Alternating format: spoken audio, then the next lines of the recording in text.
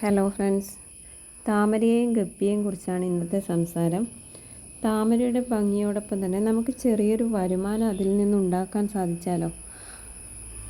അതിനുവേണ്ടി ശ്രദ്ധിക്കേണ്ട കാര്യങ്ങൾ എന്താണെന്നും ചുരുക്കത്തിലൊന്ന് നോക്കാം.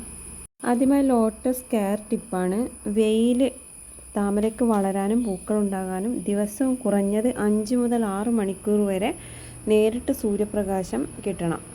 അടുത്തത് വാട്ടർ മെയിൻ്റനൻസ് ആണ്. കൊതുക് ശല്യം വരാതിരിക്കാനും ചെടി ചീഞ്ഞു പോകാതിരിക്കാനും വെള്ളത്തിൻ്റെ വൃത്തി പ്രധാനമാണ്.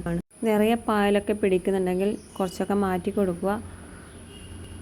ചീഞ്ഞ് പോയ ഇലകളൊക്കെ മാറ്റി കൊടുക്കുക എന്നിവ പ്രധാനപ്പെട്ട കാര്യങ്ങളാണ്. അടുത്തതായി ഫെർട്ടിലൈസർ. മാസത്തിൽ ഒരു തവണയെങ്കിലും താമരയ്ക്ക് ആവശ്യമായ NPK അല്ലെങ്കിൽ ഓർഗാനിക് വളങ്ങൾ ഒരു കടലാസിലോ മറ്റോ കെട്ടി അടിത്തട്ടിലെ ചെളിയിലേക്ക് താഴ്ത്തി വെച്ച് കൊടുക്കണം. ഇനി ഏറ്റവും പ്രധാനപ്പെട്ട കാര്യത്തിലേക്ക് വരാം. താമര വളർത്തുന്ന ടാങ്കിൽ നിർബന്ധമായും മീനുകളെ ഇടണം. പ്രധാനമായും കൊതുകിൻ്റെ മുട്ടകളും ലാർവകളും നശിപ്പിക്കാനാണ് നമ്മൾ ഗപ്പികളെ ഇടുന്നത്. എന്നാൽ ഇതിലൂടെ നമുക്കൊരു ചെറിയ വരുമാനവും ഉണ്ടാക്കാം. അതിനായി പ്രധാനപ്പെട്ട ഒരു കാര്യം ശ്രദ്ധിക്കണം. മിക്സ്ഡ് ഗപ്പിയെ ഒഴിവാക്കണം.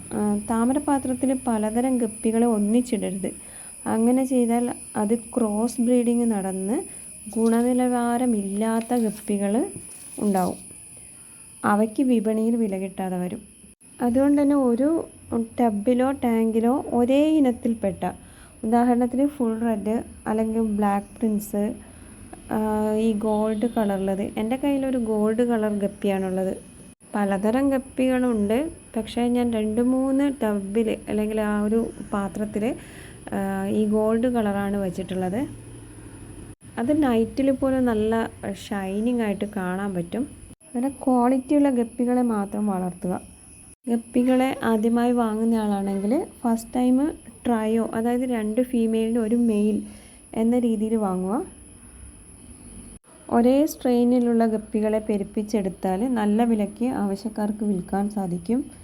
വളരെ കുറഞ്ഞ ചിലവിൽ വീട്ടിൽ തന്നെ തുടങ്ങാൻ പറ്റിയ ചെറിയൊരു ബിസിനസ്സാണിത്. ഇതിന് എയറേഷനോ ഫിൽറ്ററോ കാര്യങ്ങളോ ഒന്നും ആവശ്യമില്ല. പൂർണ്ണമായും നാച്ചുറൽ സെറ്റപ്പാണിത്. അങ്ങനെ നമുക്ക് ചെയ്തെടുക്കാം. പ്രത്യേകിച്ച് ഫുഡും കൊടുക്കേണ്ടതില്ല. ഞാൻ ഒട്ടും ഫുഡ് കൊടുക്കാതെയായിരുന്നു ഈ ഗപ്പികളെ വളർത്തിയിരുന്നത്. കഴിഞ്ഞ ഒരാഴ്ചയായിട്ട് വെറുതെ ഗപ്പി ഫുഡ് ഇട്ട് കൊടുത്തപ്പം ഒരു അത്യാവശ്യം നല്ല രീതിയിൽ തന്നെ കുറേ എണ്ണങ്ങൾ ചത്തുപോയിട്ടുണ്ട്. അതുകൊണ്ട് ഞാൻ വീണ്ടും അത് നിർത്തി. So happy water gardening and thanks for watching.